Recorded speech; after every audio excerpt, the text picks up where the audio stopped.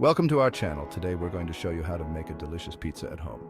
Forget about ordering in tonight. We're taking control and making a pizza that's leagues beyond anything those takeaway cowboys could deliver. We're going to break it down into 5 easy steps, so don't be intimidated. Whether you're a complete beginner or you've dabbled in a bit of baking before, this recipe is foolproof. Stick with me and you'll be pulling a piping hot, delicious pizza out of the oven before you know it.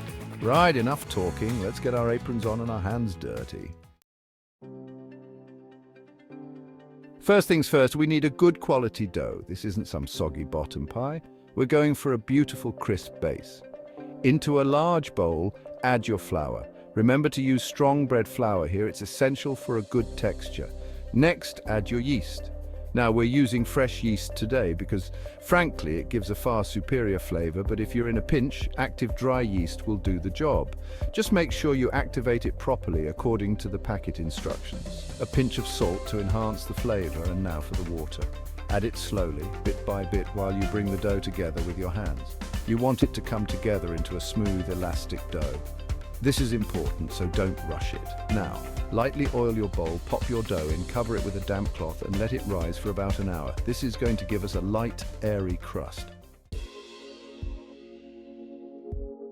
All right, our dough should be nice and puffy now. Give it a gentle punch down to knock out the air and turn it out onto a lightly floured surface. Now, you can use a rolling pin if you like, but I prefer to use my hands.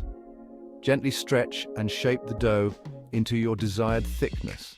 Remember, we're not making a pancake here, so don't go too thin. You want a nice, even base that can handle all the toppings we're going to pile on later.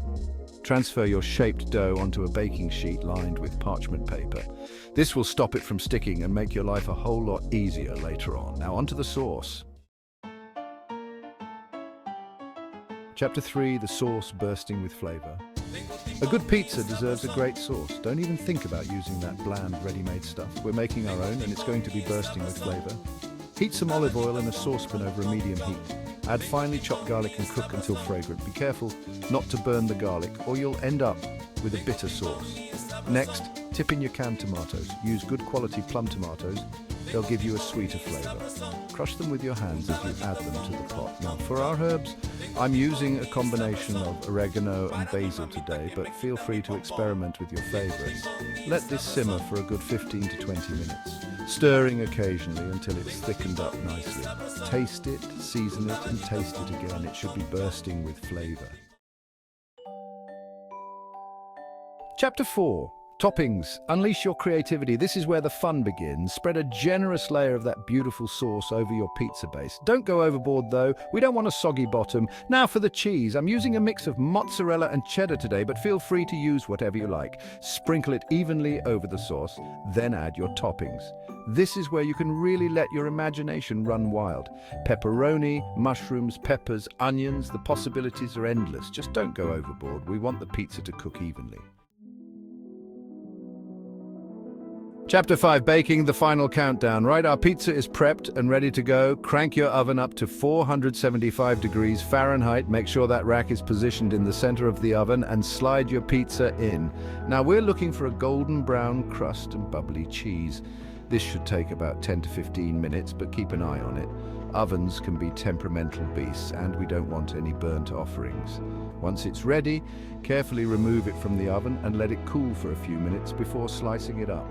This will give the cheese a chance to set and prevent all your toppings from sliding off. There you have it, a pizza that puts those takeaway chains to shame. And there you have it, a delicious homemade pizza in just 5 easy steps. Wasn't that simple? Now you can impress your friends and family with your newfound pizza prowess. Don't forget to experiment with different toppings and flavor combinations. The only limit is your imagination. And be sure to let me know how your pizzas turn out in the comments below. Don't forget to like this video and subscribe to the channel for more delicious recipes. Until next time, happy cooking.